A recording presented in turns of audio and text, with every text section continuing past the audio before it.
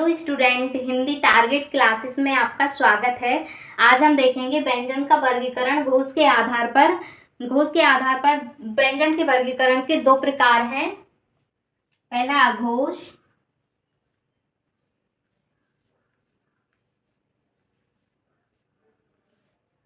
दूसरा सघोष।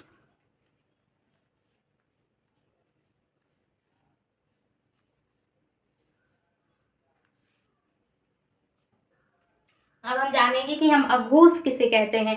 जिन व्यंजन वर्णों के उच्चारण में हमारी स्वर तंत्रियों में कंपन नहीं होता है उन्हें हम अघोष व्यंजन वर्ण कहते हैं। इसके अंतर्गत वर्ग का पहला और दूसरा व्यंजन वर्ण आते हैं। तो ये पहला और दूसरा व्यंजन वर्ण ये हैं, ये सभी क्या हैं? ये अघोष हैं। और साथ में इनमें संघर्षी व्यंजन भी आते हैं, उनको यहाँ लिख देते हैं। स, स, सा।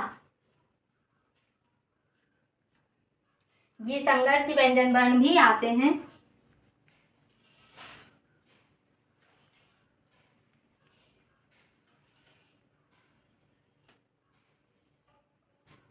अब हम देखेंगे सघोष। जिन व्यंजन वर्णों के उच्चारण में हमारी स्वर तंत्रियों में कंपन होता है उन्हें हम सघोष व्यंजन वर्ण कहते हैं। इसके अंतर्गत वर्ग का 3, 4, 5 ये सभी व्यंजन वर्ण आते हैं। तो ये क्या है? ये हमारे सघोष व्यंजन वर्ण हैं।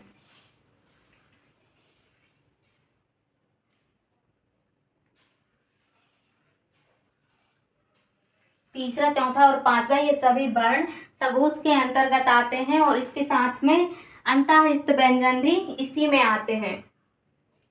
अंतःस्थ व्यंजन को यहाँ लिख देती हूँ, भी आते हैं। साथ में हा भी इसी में आता है। हा, या, रा, ला और वा, ये सारे व्यंजन वर्ण भी सघोष के अंतर्गत ही आते हैं। अंतःस्थ व्यंजन ये चारों हैं। ये अंतःस्थ व्यंजन है। या, रा, लावा और हा भी सघोष के अंतर्गत ही आता है, लेकिन हा संघर्षी व्यंजन है। हम देखेंगे व्यंजन का वर्गीकरण उच्चारण स्थान के आधार पर।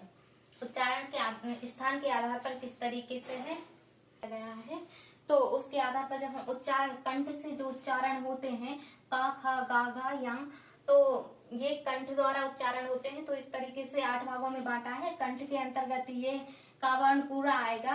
तालव्य, तालव्य के अंतर्गत ये चा वर्ग पूरा आएगा।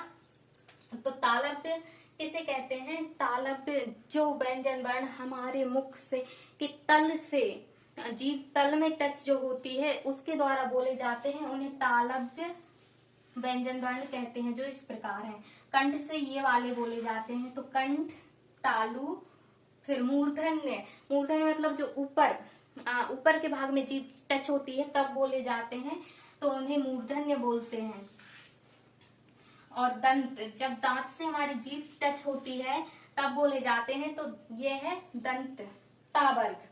दंत है, मूर्धन्य टावर्ग है और तालव्य चावर्ग है, कंठ तालव्य है।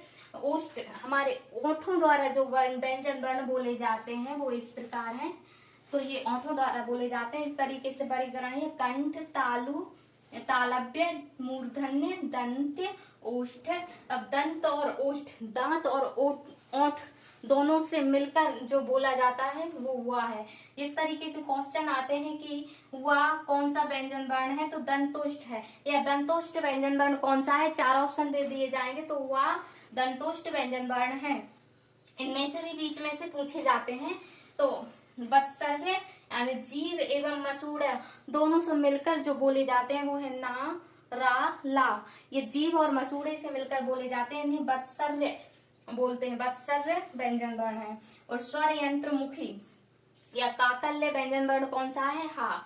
हा काकल्य व्यंजन वर्ण है। ये भी क्वेश्चन बहुत बार पूछा गया है कि काकल्य व्यंजन वर्ण कौन सा है। आपको 4 वर्ण दे दिए जाएंगे, उनमें से हा को आपको चुनना है। तो इस तरीके से उच्चारण स्थान के आधार पर व्यंजन वर्णों को 8 भागों में विभाजित किया गया है, जो इस प्रकार है। अयोग्यबाह्य किससे कहते हैं हम? अयोग्यबाह्य क्या है? अयोग्यबाह्य वे वर्ण जो ना स्वर है ना व्यंजन है, लेकिन परिस्थिति के अनुसार स्वर भी हैं और व्यंजन भी हैं, उन्हें हम अयोग्यबाह्य कहते हैं। जैसे अंग और आहा। अनुस्वार किसे कहते हैं? अनुस्वार वे ध्वनियां जो केवल नाक से बाहर निकलती हैं, उन्हें हम अनुस्वार कहते हैं। निरानुनासिक किसे कहते हैं?